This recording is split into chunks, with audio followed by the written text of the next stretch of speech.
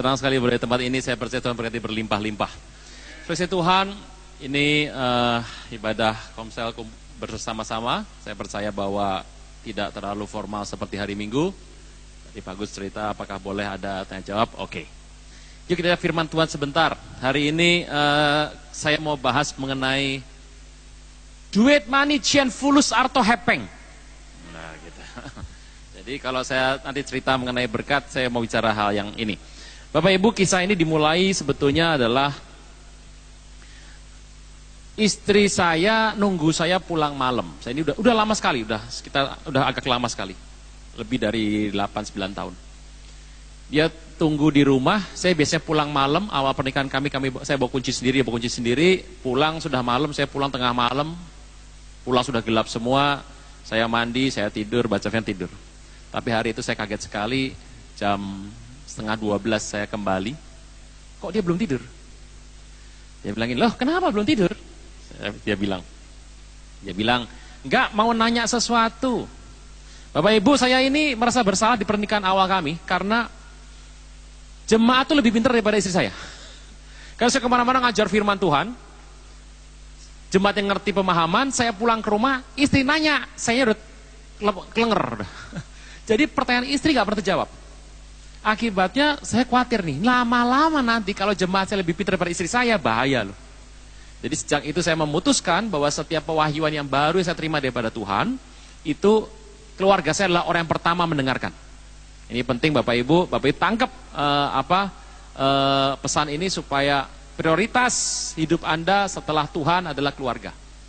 Gitu. Nah, saya bilang, mau tanya apa? Aku mau nanya, kamu mandi dulu. Nggak usah pakai mandi, ngomong aja langsung. Pertanyaan agak berat. Enggak apa-apa, pasti gampang. Apa? Kamu tanya, saya jawab baru mandi. Saya pikir ini peristiwa cuma 2-3 menit. Sayang, Tuhan tuh sayang sama kita kan? Iya. Tuhan baik kan?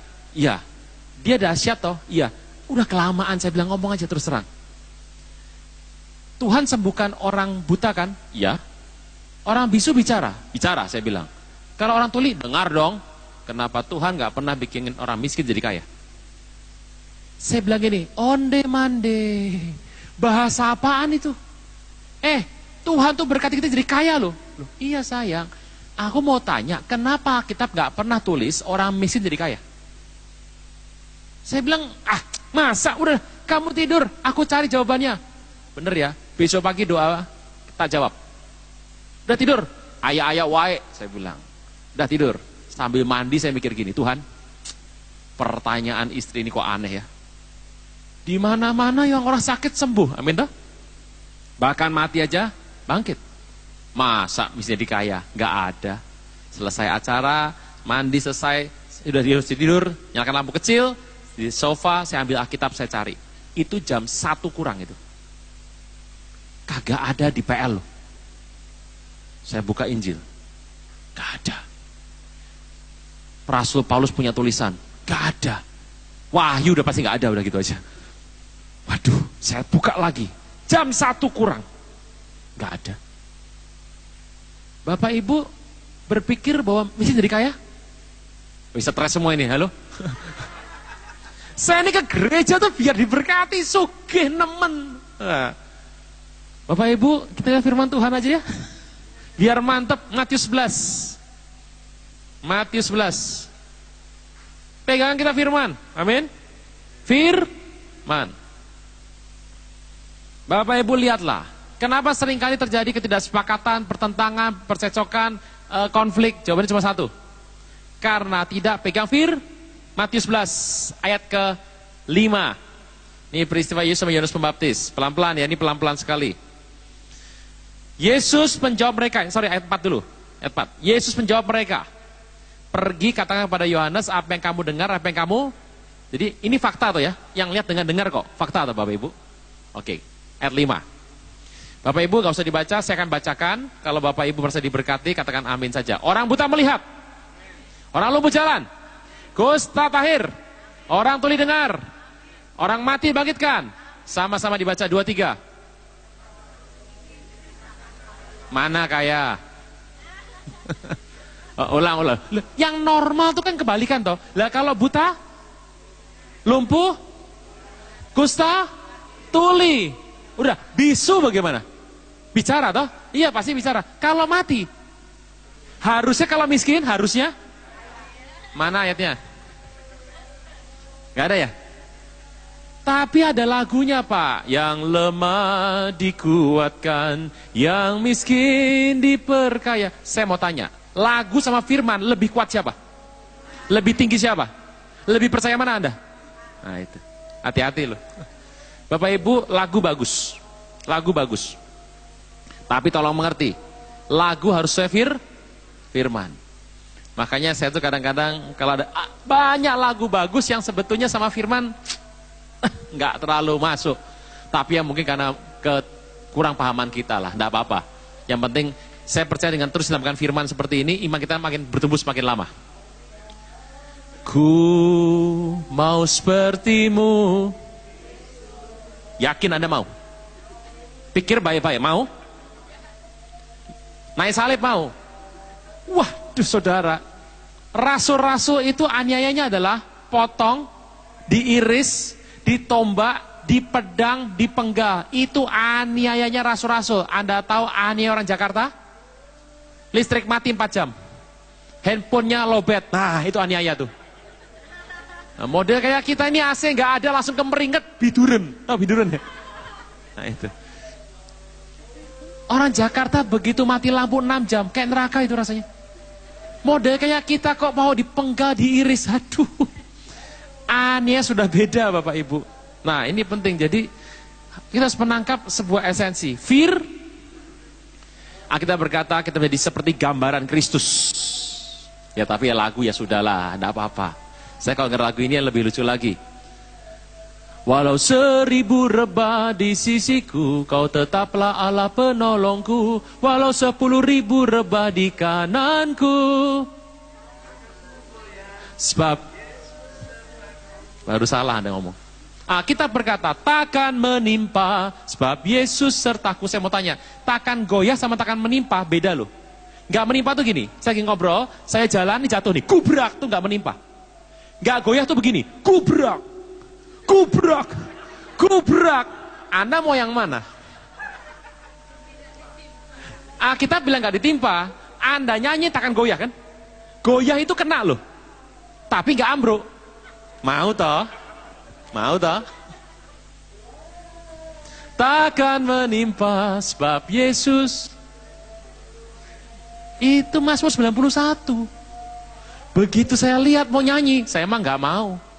Karena kalau Anda ngomong takkan goyah, ketiban tiap hari ketiban masalah tuh, duar aku kuat dalam kau, duar tembak tiap hari. Mau berapa lama? Saya kok belum mantap ya, belum mantap teruskan. Lukas 4. Ini supaya kita lebih detail melihat ayat ke 18. Ini topik tahun ini. Kenapa tahun ini bagi orang Yahudi ada tahun Yobel tahun ini. Dan tahun Yobel itu firmannya ini. Tahun Yobel tahun pembebasan. Roh Tuhan ada padaku kata Tuhan Yesus. Oleh sebab Ia telah mengurapi aku sama-sama untuk menyampaikan kabar baik kepada. Jelas sekali sudah 2 ayat loh. Kita berkata dengan keterangan 2-3 saksi perkara sah kan. Kita berkata ternyata untuk orang miskin dapatnya apa? Kabar kaya apa kabar baik? Masalah kabar baik tebelnya segini dulu, kalau Alkitab loh. Nah ini. Waktu saya mendengar ini, saya nggak ketemu ayatnya, saya tidur. Pagi bangun istri tanya, gimana? Ketemu nggak? Nggak. Bener kan? Tuhan nggak ngasih orang miskin jadi kaya? Iya bener sayang. Tuhan kasih kabar baik. Nah, jadi sekarang saya percaya Anda dan saya mau mendengar kabar baik. Ngomong kiri kanan nggak usah salaman, kabar baik. Kabar baik ya. Ini nggak ada hubungan sama sugih loh, kabar baik gitu. Bapak Ibu, hal yang menarik. Saya tuh pernah bertanya sama Tuhan, Anda mungkin bertanya dalam hati Anda, Bapak Ibu, tapi mungkin Anda sungkan bicara. Saya juga sungkan. Kenapa orang Kristen, setelah kita lihat historis nih, masa lalu nih ya, kenapa ada orang Kristen yang dari bertobat sampai meninggal, punya mobil 1, rumah 1. Ada orang Kristen yang sampai meninggal, rumah 1, motor 1. Tapi ada orang Kristen, dari dia bertobat sampai meninggal, apartemen 10, perusahaannya 3, rumah 5 di luar negeri semua. Pernah dengar ini tidak Bapak Ibu? Berasa nggak? Kenapa ada orang Kristen yang memang berkatnya adalah motor 1, rumah 1, toko 1. Ada yang berkatnya mobil 2, rumah 2, istri 1 kan gitu. Jadi hati-hati loh yang ini. Ada yang kok ada ya Pak orang Kristen ya? Waduh, mobilnya sama warna bajunya sama. Ngerti ya? Kalau hijau dia pakai hijau, kalau hitam gitu. Kapal tankernya banyak, bahkan punya pulau. Kenapa tidak semua Kristen punya pulau? Kenapa tidak semua Kristen punya apartemen? Kenapa tidak semua Kristen punya tower? Kenapa? Kenapa sepertinya Tuhan membeda-bedakan, ada yang punya kapal tanker, ada yang punya tower, ada yang punya mobil 5, ada yang punya 1. Ada yang punya motor 1, ada yang... Kenapa sepertinya kok ada perbedaan? Saya nggak tahu Anda pernah bertanya apa tidak dalam hati. Kalau Anda pengen bertanya, saya beritahu jawabannya sekarang. Begini kisahnya. Kan gitu. Bapak Ibu, yuk kita lihat sebentar. Doa Bapa kami jelas sekali. Bapa kami dalam sorga, dikuduskanlah, datanglah kerajaanmu. Seperti ini, berilah hari ini kue tiaw kami yang cukup. Oh, kita kan nggak makan roti. Anda makan roti nggak nendang toh? Ya, orang sana makan roti, kita makannya adalah kue tiaw. Nah, saudara Tuhan, ternyata Tuhan tuh janji bahwa engkau dan saya akan mengalami yang namanya kecukupan. Kecukupan.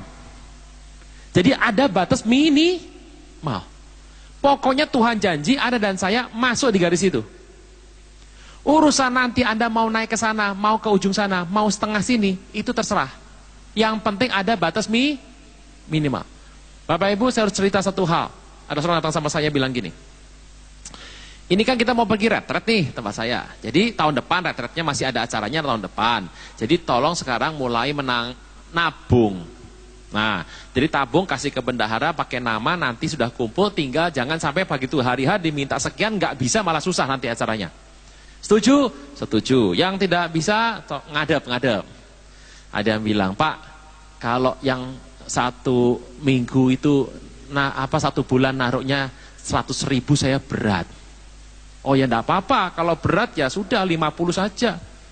Nanti menjelang hari, jangan jauh, menjelang 3 bulan sebelum acara, kita akan pikir baik-baik gimana. Jangan sampai pada hari H baru bicara. Oh ya udah. Terus gini Pak ya, nuwun sewu Pak, mohon maaf. 50.000 ya sebetulnya masih agak berat Pak. Oh oke. Kalau gitu gini, 25 saja. Nggak apa-apa. Nanti coba saya carikan donatur masih setahun toh ini, bisa toh ya? Bisa toh ya, 25 ya? Itu Pak. Karena ini kan anak saya ini tahun depan mau masuk sekolah. Kebetulan ini masuk SMP, jadi ada biaya dadakan. Jadi 25.000 bisa Pak. Tapi kalau yang kali ini rada berat gitu. Bisa dipertimbangkan lagi enggak? Gini saja kalau gitu. 10.000 tapi rutin. Jangan minta turun lagi. Gimana kalau 10.000? 10.000 ya Pak. 10.000 ya Pak. Iya, saya bilang 10.000. Gimana? 10.000 ya Pak. Apa bisa turun lagi Pak? Jawaban saya satu, koreksi diri. Nah gitu. Loh iya toh? Loh Tuhan aja sama Lot ada toh ceritanya? Soal Abraham sama Tuhan ngomongin Lot. Sodom Gomora masih ingat? Turun toh? 50, 45, 40, 35, 30 terus toh? 20, 10, terakhir Tuhan bilang apa? Stop toh? Saya bilang, kalau segitu belum bisa, koreksi di diri. Yuk kita lihat sebentar. Yehezkiel. Yang pertama, ayat 4 sampai ke 10. Memang paling seneng kalau ke tempat ini. Jumlah khotbah saya, durasinya boleh lama katanya. Tempat lain itu ngobrol 30 menit loh. Bayangin 30 menit itu shalom doang tuh Bapak Ibu. Shalom gimana? Baik kabarnya? Ya puji nama Tuhan, satu lagu. Sudah 20 menit itu. 10 menit lagi doa tutup. Yehezkiel pertama ayat 4. Jadi Bapak Ibu gak boleh dibaca, saya mau cerita sebentar. Jadi Yehezkiel itu satu hari dia itu melihat sebuah penglihatan. Di penglihatan itu unik sekali, tiba-tiba ayat yang ke-5. Di tengah-tengah itu, Yeskiel pertama ke-5, ada yang menyerupai 4 makhluk hidup. Berapa makhluk? Seperti ini mukanya. Mereka menyerupai manusia, ayat 6, tapi masing-masing punya 4 muka, dan masing-masing ada 4 sayap. Jadi ini makhluk ini punya muka. Terus ayat berikutnya, kakinya lurus, dan telapak kaki seperti kuku anak lembu, mengkilap seperti tembaga yang baru digosok. Teruskan, 8. Di 4 sisi mereka, tampak tangan manusia. Muka dan sayap mereka berempat begini. Ayat 9. Saling menyentuh dengan sayap, dan tidak berbalik kalau berjalan, masing-masing lurus. Berarti mukanya ada di sini, di sini, di sini, sama di sini. Teruskan. Mukanya kelihatan begini. Punya manusia di depan, muka manusia di depan. Muka singa di sebelah kanan. Muka lembu sebelah kiri. Muka Raja Wali di belakang. Ayat 11. Ini makhluknya unik sekali. Sayap mereka dikembangkan ke atas dan saling menyentuh dengan sepasang sayap dan sepasang sayap lain menutupi badan mereka. Terus 12. Masing-masing jalan lurus ke depan. Ke arah mana roh itu hendak pergi. Kesalah mereka pergi dan mereka tidak berbalik kalau berjalan. Sampai sini tutup dulu. Bapak Ibu, saya ini manusia normal, Anda normal semua. Yang namanya maju, itu begini. Kenapa ini namanya maju? Karena muka saya di sini. Nangkap ya? Kalau muka saya di sini, ini mundur ini. Nangkap ya? Ulang. Ini saya bilang maju karena muka saya di sini. Ini saya bilang mundur karena di sini gak ada muka. Nangkap ya? Kalau Anda bilang ini mundur, berarti muka Anda di sini. Bisa ya? Kalau ini Anda bilang maju, berarti muka di sini. Ini makhluk unik. Ini maju gak? Makhluk tadi? 4 toh? Saya mau tanya, ini maju gak? Maju. Nah kalau gini maju juga toh? Kalau gini maju gak? Maju gak? Bapak Ibu tonton baik. Dalam kerajaan sorga, ikut Tuhan tuh maju. Tahu ngerti? Ini kesana maju toh? Kesana maju gak? Maju. Sana ya maju, sini ya maju. Kenapa? Karena mukanya ada. Saya dibilang mundur karena muka saya di sini. Kalau muka saya di sana ada, ini maju nih. Nangkap ya? Kalau muka saya tambah sini lagi, ini maju. Kalau sampai begitu ikut tentara, baris-baris, kacau balau itu. Untung gak begitu. Bapak Ibu sampai sini bisa nangkap ya? Oke. Ternyata kita tahu persis. Yeskiel juga bilang, yuk kita lihat Yeskiel 10. Setelah firman ini saya akan menjelaskan. Ayat 14. Yeskiel 10 ayat 14. Masing-masing punya 4 muka. Yang pertama muka kerub, yang kedua muka manusia, yang ketiga muka singa, yang keempat muka Raja Wali. Muka manusia, muka singa, muka Raja Wali, muka kerub, muka lembu. Berarti kerub sama lembu mirip toh? Iya nggak Bapak Ibu? Muka manusia sama toh tadi? Ini ayat ini sama nggak tadi? Ayat manusia. Terus muka raja, muka yang satu ini muka lembu toh? Ini muka kerub toh? Berarti kerub sama lembu mukanya sama toh? Iya, jadi kalau orang bilang muka kerub, mirip siapa itu? Mirip lembu. Jangan salah bicara ya Bapak Ibu ya. Sampai sorga nanti ketemu sama kerub. Anda bilang gini, kerub, lu kayak lembu ya? Marah kerubnya. Lembu kayak gua, bukan gua kayak lembu. Beda tuh. Saya mau tanya, kita mirip Tuhan tuh? Bukan Tuhan mirip kita loh. Nah, kerub itu mukanya. Jadi kalau Anda bilang, kenapa ada muka kayak singa begini? Itu muka singa itu mencontoh muka makhluk di sorga. Muka Raja Wali yang kita kenal sekarang ini, itu mencontoh yang ada di sorga. Kenapa mata Anda 2, hidung Anda 1, mulutnya 1? Alkitab berkata, kita diciptakan segambar dan serupa dengan. Jadi semua yang di muka bumi ini mencontoh yang ada di sorga. Saya ulang ya, semua yang ada di muka bumi mencontoh yang ada di. Jadilah kehendakmu di bumi seperti. Ini bicara jadi ada 4 jenis makhluk. Bapak Ibu, tolong mengerti. Saya mau bicara bukan uang dulu nih, pelayanan dulu. Tuhan Yesus selama di muka bumi itu dipandang dari 4 sisi. Saya percaya Anda sudah ikut pendidikan Alkitab. Saya pernah sampaikan tahun 2012 waktu itu di sini. Beberapa juga mungkin sudah ikut. Saya percaya Bapak Ibu pernah membaca Matius, Markus, Lukas, Yohanes. Ada lagunya tuh. Matius, Markus, Lukas, Yohanes. Matius, Markus, Lukas, Yohanes. Matius, Markus, Lukas, Yohanes. Takutnya saya yang dibaca ya 4 itu doang. Nanti kalau sampai surga ada Matius Fans Club, Markus Fans Club, Yohanes, Lukas Fans Club. Wah, ada fansnya. Wih, Markus gitu. Anda tahu di ujung sana? Hagai, Sefanya, Obadya, Nehemia, Ezra, Maleaki di ujung sana. Berkumpul, terus garuk-garuk. Nggak ada yang kenal sama kita ya. Kenapa? Jemaat jarang baca Hagai, Maleaki, Sefanya. Bacanya apa tadi? Matius, Markus, Lukas, Yohanes. Yuk kita lihat sebentar. Bapak Ibu pernah berasa nggak? Kitab Matius kalau dibuka pertama, langsung silsilah. Nah, ya benar ya. Apa artinya? Matius itu mau kasih tahu, Yesus yang aku mau tulis di kitabku ini, kata Matius, itu bukan orang sembarangan, itu kayak singa. Itu pakai silsilah dibuka pertama. Apa artinya? Ini orang bibitnya sudah top markotop markosip. Begitu dibuka tuh, langsung silsilah raja tuh. Saya mau tanya, Yesus turunan Daud bukan?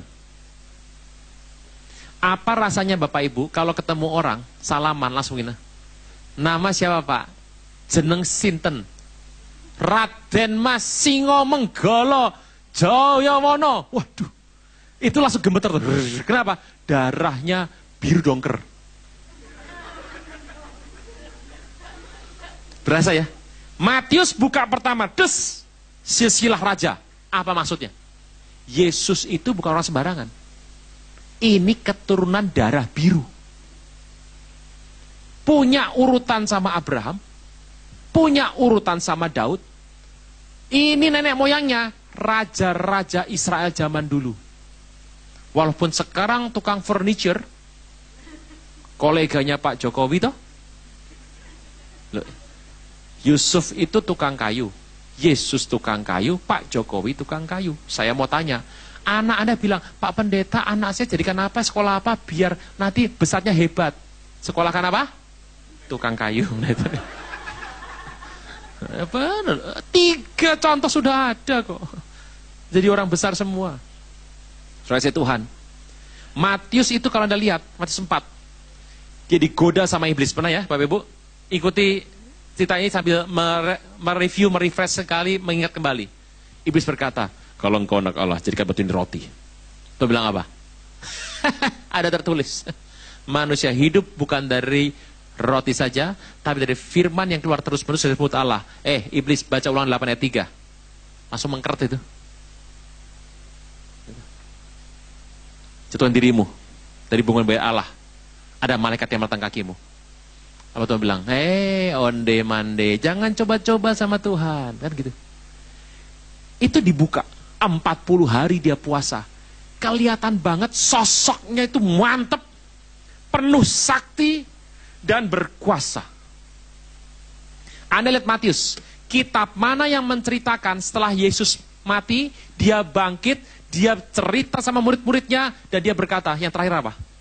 Segala kuasa di bumi telah diberikan kepadaku. Gitu? Pergilah, jadikan semua bangsa muridku.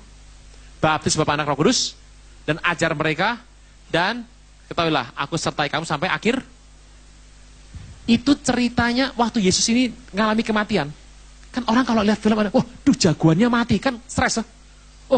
Matius belum selesai. Matius 27, naik lagi, bangkit. Sudah bangkit. Dia berkata, segala kuasa sorga bumi bawah bumi, aku yang pegang. Ini di kitab Matius, Yesus digambarkan sebagai singa. Silakan ya, Bapak Ibu ya. Singa Yehuda. Ketemu penyakit, tengking.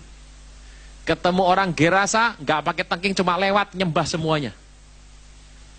Makanya Yesus digambarkan sebagai singa.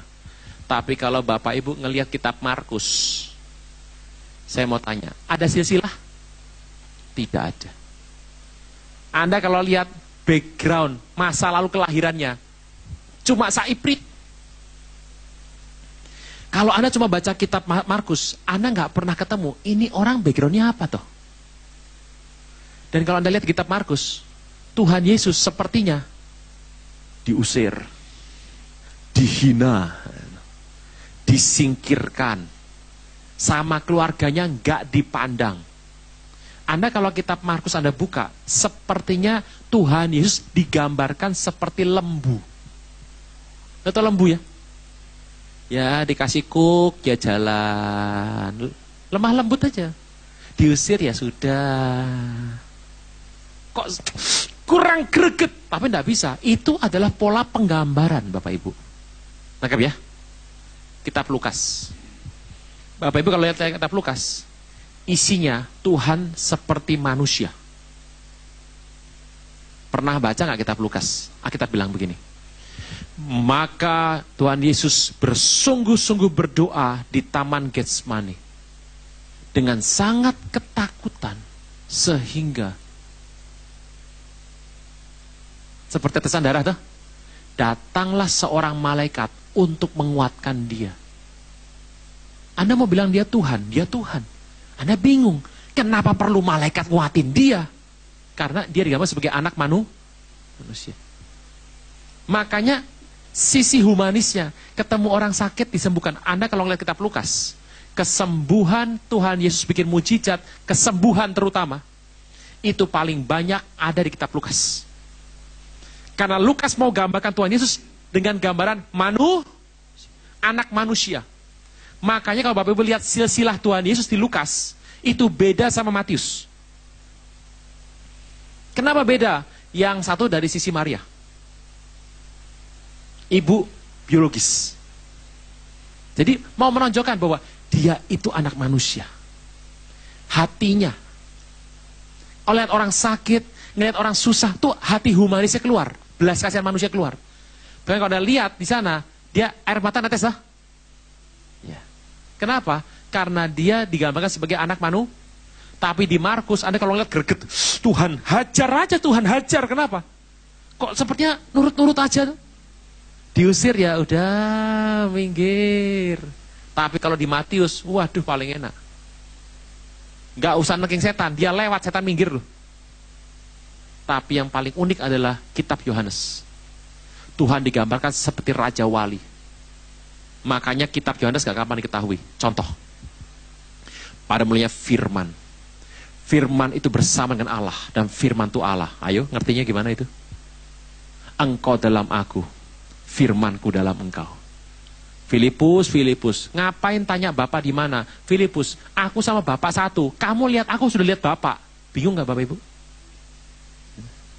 Ngambang tuh, dia apa ya? Dia ketemu sama perempuan Samaria. Dia bilang gini, mana suamimu? Aku udah punya suami. Tepat katamu. Karena suamimu yang sekarang bukan suamimu. Kau sudah nikah tuh udah 5 kali. Yesus cerita begitu. Anda kalau ketemu orang begini pasti bilang gini, waduh paranormal. Anda baca Yohanes 2, apa dibilang di sana? Dia ketemu sama Nathanael tuh. Ayo, iya ketemu sama Tuhan, ketemu Tuhan. Emang ada yang bagus dari Nazaret, dari Galilea? Ketemu aja. Begitu ketemu Nathanael, Tuhan bilang apa? Ini kan meragukan Tuhan Yesus kan? Sebelum kau ketemu aku, engkau ada di bawah pohon. Langsung Nathanael bersujud. Ya Allah ya Robi, dia bilang. Bapak Ibu, berasa nggak di situ? Anda kalau ngelihat kitab Yohanes, ini dibaca loh ya Bapak Ibu, halo, dibaca loh ya. Ini saya seremnya Anda sekarang baca nggak pakai yang ini nih, pakai gadget. Ya boleh saja sih, pakai gadget. Begitu, tening, masuk line, kitabnya digeser. Wah, enggak. Pokoknya baca. Begitu baca, lagi mantap, tiba-tiba baterainya habis. Urapan hilang. Nah itu dia. Bukan apa-apa. Saya lebih suka yang ini. Kenapa? Ya udah ini gitu ya. Gitu. Boleh juga. Sampai sini bisa Bapak Ibu? Jadi Alkitab itu menjelaskan, kitab 4 itu menggambarkan Yesus dari 4 sisi. Saya mau tanya, dia Tuhan? Dia anak manusia? Ya. Dia singa Yehuda? Iya. Dia firman Allah? Yes. Itu 4 semua. Ini yang saya mau cerita. Keuangan manusia itu juga bisa dipandang dari 4 ini.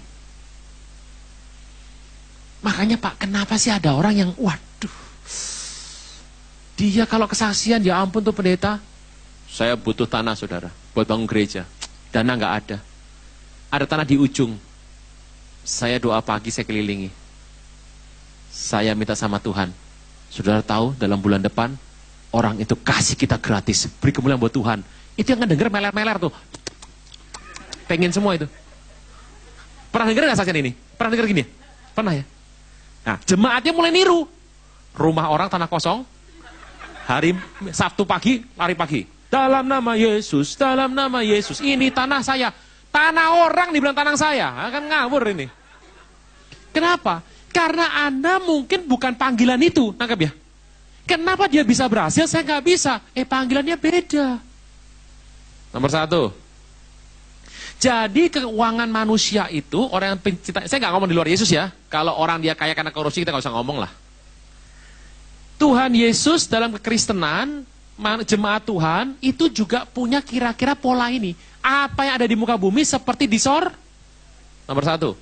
Ada yang punya tipe keuangan itu gayanya singa. Siapa misalnya? Yusuf. Yusuf, saya mau tanya. Orang Mesir nabur toh? Nabur tanah kan? Yusuf nabur nggak? Nabur. Benih sama? Sama. Curah hujan sama? Iklim sama? Ladang sama? Oke. Cara nabur sama? Airnya sama? Semuanya sama? Sapi yang bajak tanah benihnya, mukanya sama? Oh, sapi ya sama semua di mana-mana itu. Sapi lihat kita juga sama semua kok. Itu sama semua. Saya mau tanya Bapak Ibu jawab. Kenapa benih yang ditanam oleh Yusuf di Mesir bisa kasih makan tuh bangsa 7 tahun? Orang Mesir nabur benih cuma setahun habis. Saya ini punya teman. Dia tangan kanannya konglomerat besar Indonesia. Nama dia itu di perusahaan, di grup itu, mungkin sekitar 80 perusahaan ada nama dia semua. Itu bosnya hampir tidak pernah kerja tuh. Gede. Begitu sudah mantap toh, dia sekarang pengen jadi bos. Dia pamit, dia buka sendiri usaha. Setahu yang saya ngerti, dia buka usaha pertama 3, semuanya tutup. Loh ini kurang hebat apa loh? Buka tutup, nggak jalan. Dia buka lagi, nggak jalan. Buka lagi, nggak jalan. Terus apa? Dia balik sama bos lamanya. Langsung berjaya lagi. Kayak Yusuf persis. Saya mau tanya, Yusuf Firaun lebih tinggi Firaun toh? Ya. Tapi Firaun kerja nggak? Di tangan siapa semuanya? Yusuf. Ada orang kayak gitu. Bikin usaha jalan, bikin usaha jalan. Kita punya 2 toko. Susah ya. Saya ini satu hari ada seorang pendeta tanya sama saya. Gembala saya itu Pak Niko. Ini pendeta tanya gini, Pak, Bapak bisa kasih saya pendapat, keterangan info nggak apa? Apa resepnya Pak Niko megang gerejanya jumlahnya banyak kok bisa rukun? Emang kenapa Pak? Saya ini punya jemaat 5 gereja, berantem terus Pak. Kan? Ada yang pegang 10 perusahaan, santai toh? Lah kita jaga toko 1 aja langsung lemes ya. Bapak Ibu berasa nggak? Ada orang bisa ngelola banyak, ada yang kecil. Tiap orang punya ukuran iman. Roma 12 ayat 3. Roma 12 ayat 3 berkata, supaya kita itu memikirkan jangan lebih tinggi dari yang patut kita pikirkan. Roma 12 ayat 3. Tapi berpikir demikian rupa, sehingga kita menguasai diri menurut ukuran, ini, berdasar kasih karunia yang dianugerahkan kepadaku, aku berkata kepada kamu, siapa di antara kamu, jangan memikirkan hal yang lebih tinggi dari yang patut kamu, tapi dalam kamu berpikir begitu rupa, sehingga kamu menguasai diri menurut. Jadi tiap orang punya ukuran nggak? Bapak Ibu jangan bilang gini, ada yang ukurannya gentong, ada yang ember, ada yang baskom, Ada yang mangkok, ada yang gelas, ada yang seloki. Tahu seloki ya? Oh kalau nggak tahu, oh, berarti bagus ini. Yang dulunya pemabuk tahu itu seloki apa? Itu yang gitu loh. Loh, perjamuan kudus ketahuan loh. Lihat perjamuan kudus ya. Minum perjamuan kudus ada 4 cara. Anggur toh? Yang pertama. Ini baru habis baptis. Hari pertama nyoba masih malu-malu. Yang normal begini. Ada yang begini. Background masa lalunya kelihatan. Ya enggak apa-apa, kan sudah masuk gereja, enggak apa-apa. Yang paling payah begini. Waduh. Ini enggak cuma alkohol nih. Ini tukang apa? Obat bius juga ini. Oh, sorry kasih Tuhan. Nomor 1 nih penting. Yang tipenya Yusuf. Ada berapa orang yang memang dia itu kerja berhasil, bikin usaha banyak, apa tujuannya? Untuk menjadi bendahara rumah Tuhan. Lah kalau dia ambil duitnya sendiri buat dia foya-foya, itu bukan orang Kristen, sudah gak usah diurusin. Ada yang begitu kan? Jadi ada yang dia bikin usaha apa aja berhasil. Saya kadang mikir ya, teman saya punya usaha besar, yang ini kok enggak. Padahal ke gerejanya sama-sama rajin ke gereja loh semuanya. Tolong mengerti, tiap orang itu punya kaplingnya masing-masing. Ada yang tipenya Yusuf. Nah semua orang jemaat maunya Yusuf kan gitu. Nggak bisa, belum tentu. Nomor 2, ada yang tipenya lembu. Pernah dengar nggak pendeta khotbah gini? Ini ada pendeta khotbah gini. Bapak Ibu, saya bersyukur saya tahu persis di tempat ini yang khotbah itu pendeta-pendeta besar Indonesia itu. Saya sudah bilang berkali-kali kepada Bapak Ibu, jarang saya ketemu gereja pengkhotbahnya di tempat Anda itu muter dari Bapak yang sisa Indonesia ini. Yang nama-nama besar Indonesia mampirnya ke Jalan Bengrah, nah, itu dia. Luar biasa. Jadi tolong dimanfaatkan dengan baik, gitu ya. Itu kalau ada khotbah, ada yang pendeta khotbah begini, saudara, saya itu lagi 2 keliling, tiba-tiba ada kuasa gelap, tengking, langsung pergi. Wah.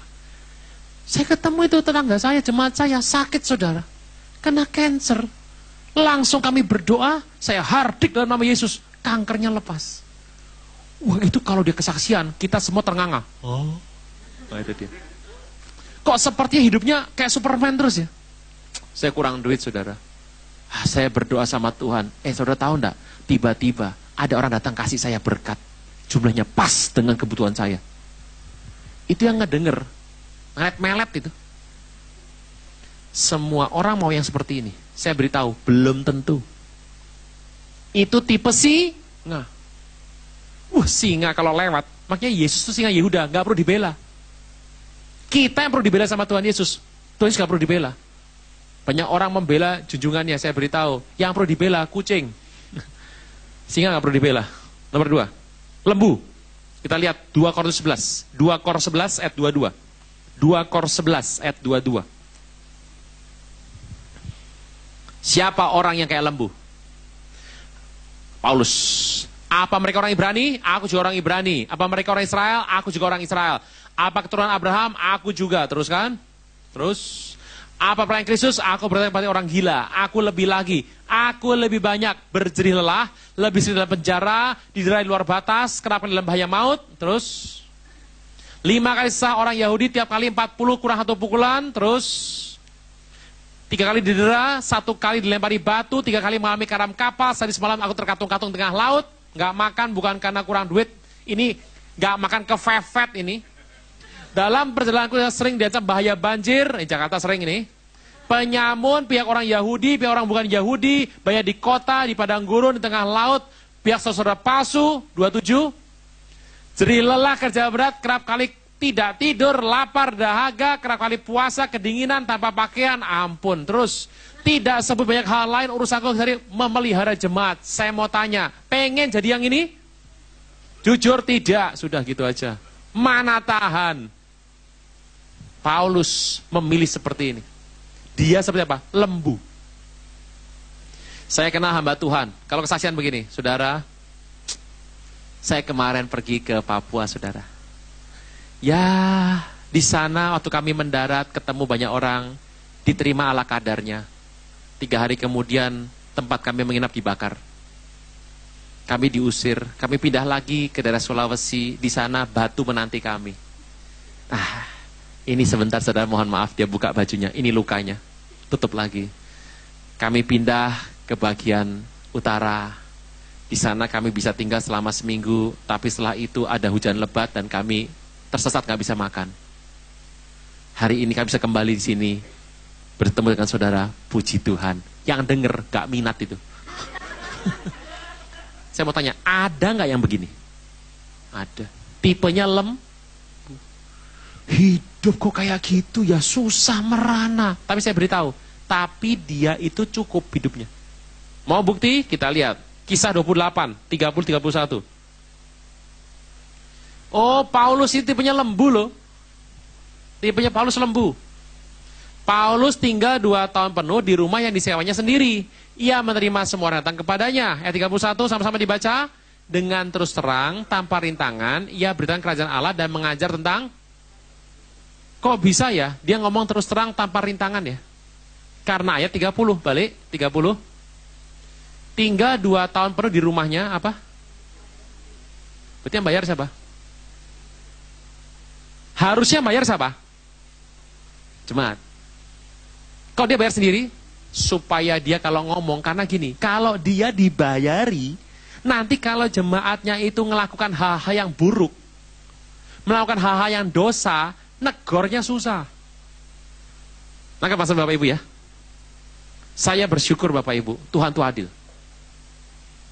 Saya bilang sama seorang teman, kamu tuh diberkati supaya kamu tidak bergantung sama orang. Karena kalau bergantung sama orang, kamu nginjil kamu tidak terus terang. Anda mau nginjili orang yang memberkati Anda ngasih duit tiap bulan? Orang itu benci Yesus, tapi ngasih uang sama Anda tiap bulan. Saya mau tanya, Anda nginjil bagaimana caranya? Berat itu. Saya masih ingat 1 hari. Di kuliah nih, saya kuliah. Pengurus persekutuan, ini pengurus, lebih pengurus ini. Kami duduk, kami terbiasa kalau duduk dimanapun, itu selalu langsung lihat sebelah, mau nginjil.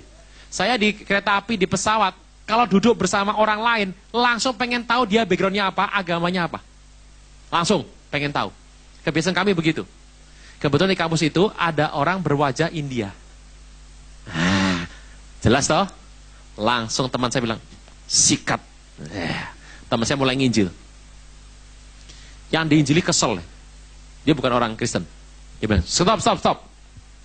Kenapa? Kelamaan ngomong Yesus kamu. Aku udah pusing gak ngerti omong kamu tuh apa. Saya mau tanya 1 pertanyaan saja. Apa? IPK kamu berapa? IPK itu adalah nilai di kampus indeks prestasi kumulatif. Teman saya ini bilang 3,6. Mentok tuh 4. 3,6 ada 9 toh. Anda tahu nih bilang apa yang dia ini? Suruh Yesusmu belajar sama aku. Aku 3,8.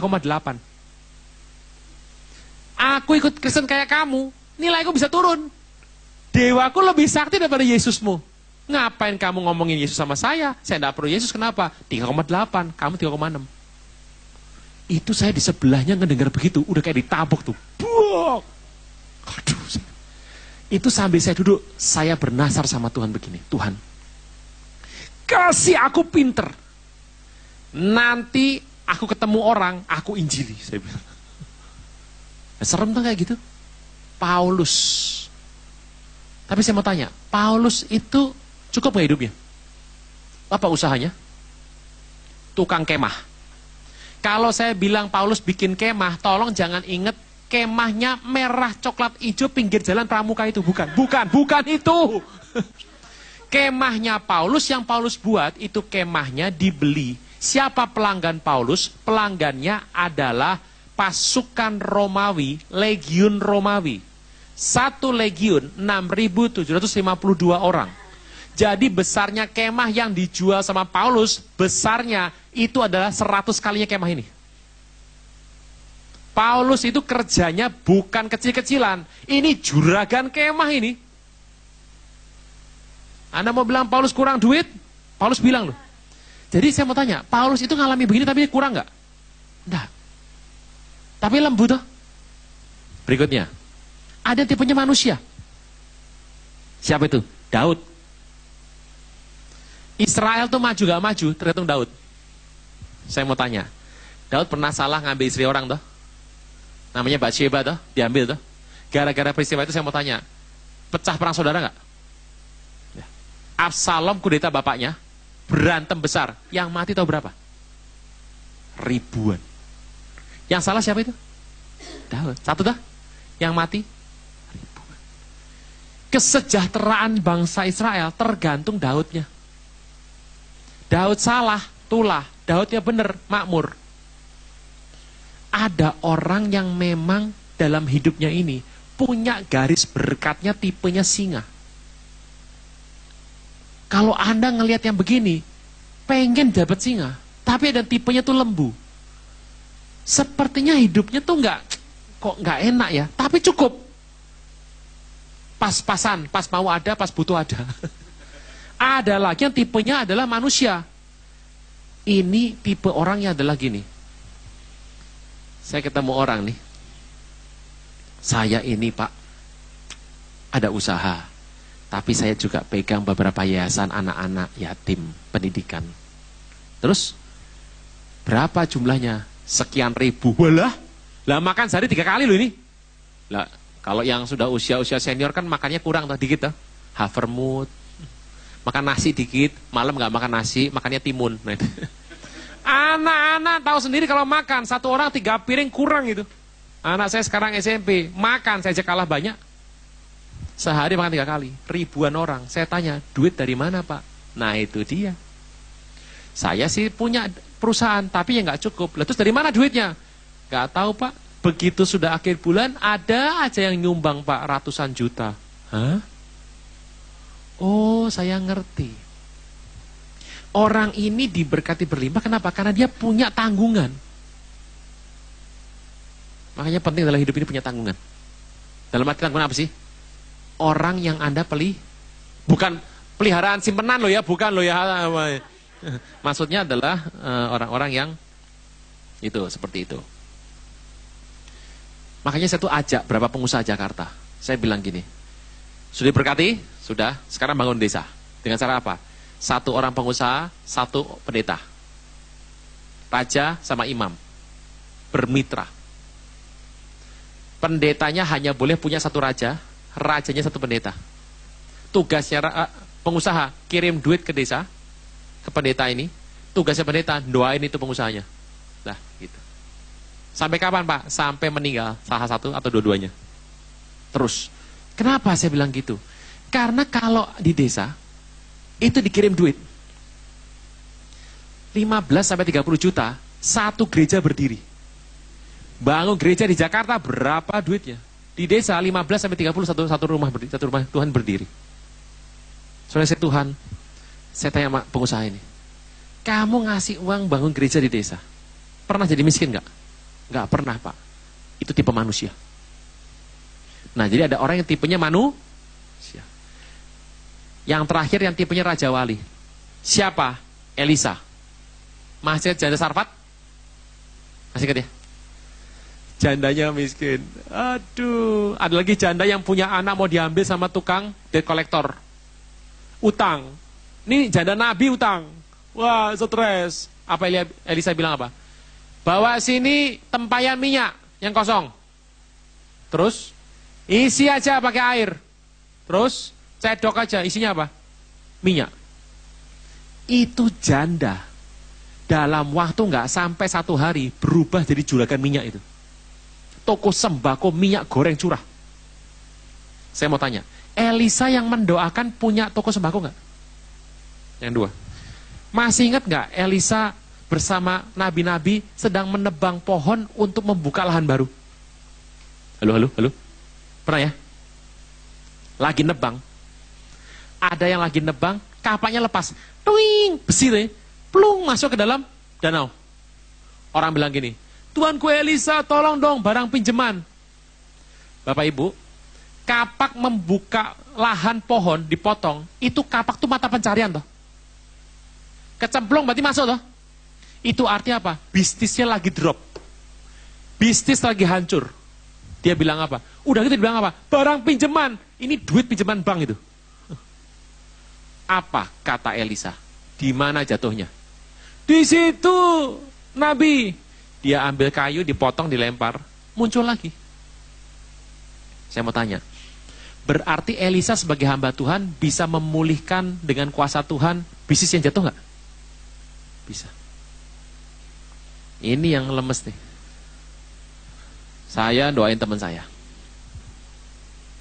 Dia orang perantauan dari Sulawesi, datang, usaha bisnis ditipu bolak-balik, habis satu hari dia buka usaha spare part.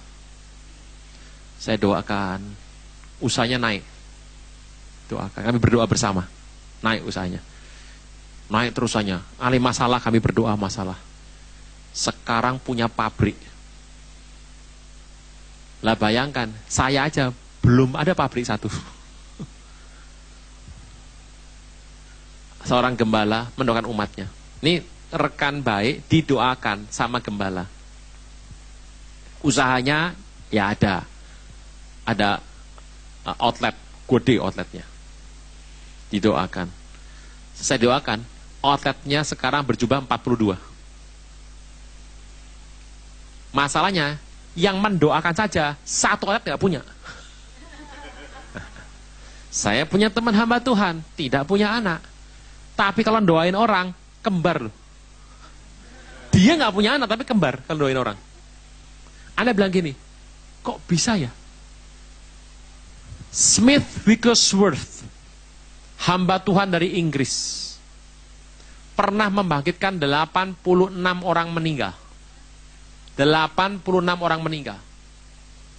Tidak pernah baca buku lain selain Alkitab. Tidak pernah baca koran, hanya Alkitab yang dibaca. 86 orang meninggal, dia pernah bangkitkan. Terkenal sekali, Smith Wigglesworth. Tapi yang aneh, anaknya budek. Waktu dia khotbah, jemaatnya tanya, Pak Pendeta sebentar, jangan khotbah dulu. Ada apa ya? Saya mau tanya, Bapak bahkan orang mati, 86, kenapa anakmu sendiri budek, tuli? Dia bilang gini, saudaraku, aku tidak mau jawab. Aku mau kasih pertanyaan sama kamu, kalau bisa jawab, aku jawab pertanyaanmu. Aku mau tanya, kenapa Elisa membuat mujizat 32 kali, tapi kenapa kepalanya botak, nggak tumbuh rambut? Berarti Elisa itu nggak bisa menumbuhkan rambut. Padahal mujizatnya berapa? 30?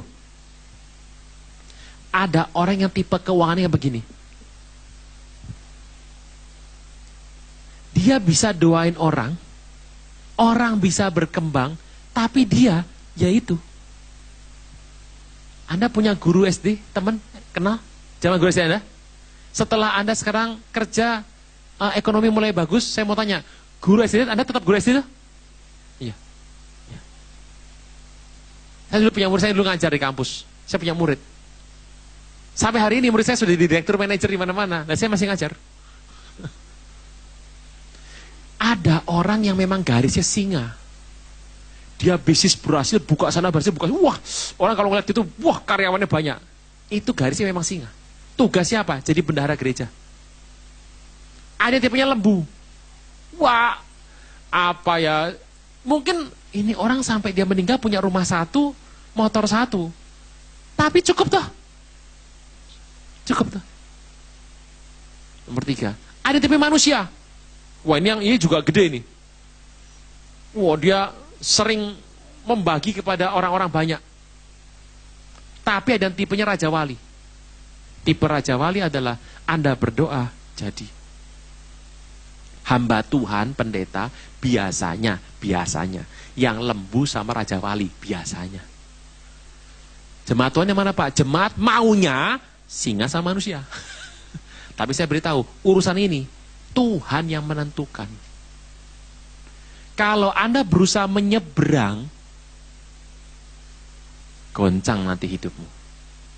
Makanya tiap orang tuh punya kapling masing-masing. Kalau kita jalan dengan kapling kita, kemana pun Anda pergi, namanya maju. Karena kita suka kapling aja. Kalau Tuhan gak buka, jangan ke sana. Banyak orang berusaha beralih. Sebuah cerita. Yang penting setia sama Tuhan kok. Ada pengerja gereja, dia kan kalau kita bilang, hidupnya pas-pasan. Dia mau beli mobil SCGC kecil, poco-poco. Maju mundur, itu ya poco-poco. Jadi, dia ngomong, Pak, boleh gak doain kami? Kenapa? Kami ini pengen kaya.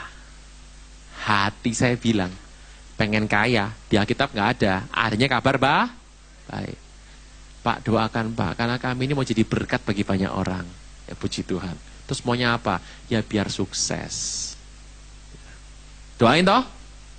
Gak berapa lama mulai naik, dapat konsesi pengadaan untuk Indonesia. Barang.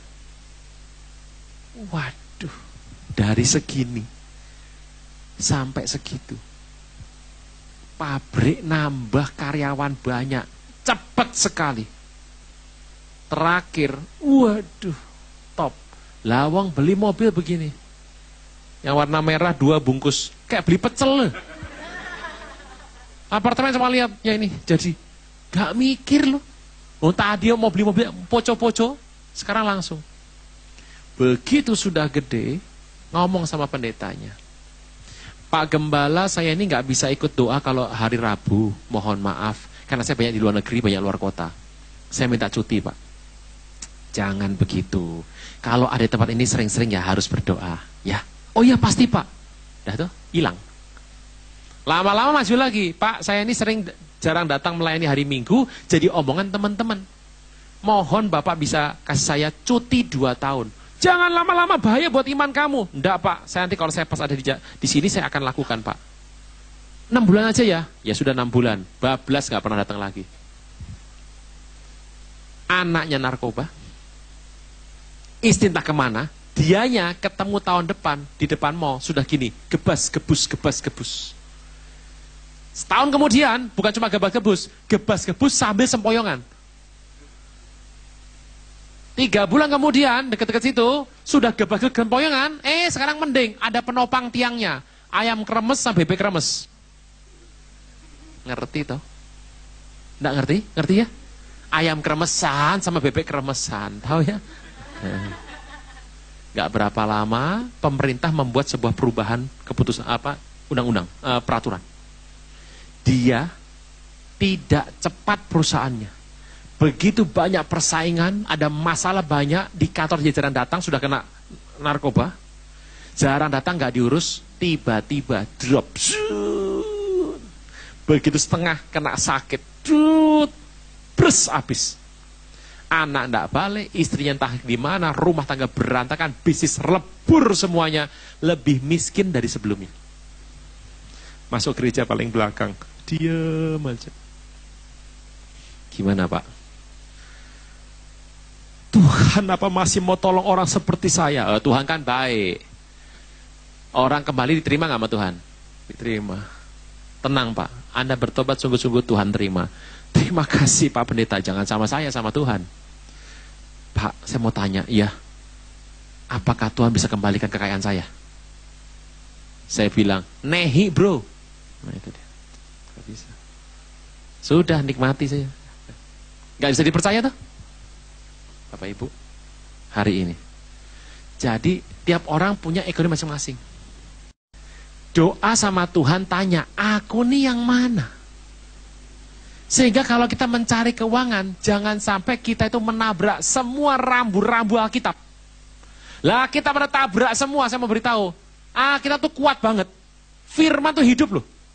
Ditabrak terus, 1 hari pasti memar. Kita berdoa supaya masing-masing Bapak Ibu mengerti. Panggilannya apa? Apakah jatahnya gentong? Toren? Toren yang gede tuh. Apa ember, apa mangkok, atau yang seloki. Tapi tenang saja, yang penting Tuhan kasih cukup. Berilah hari ini, panada, pastel, woku kami yang cukup.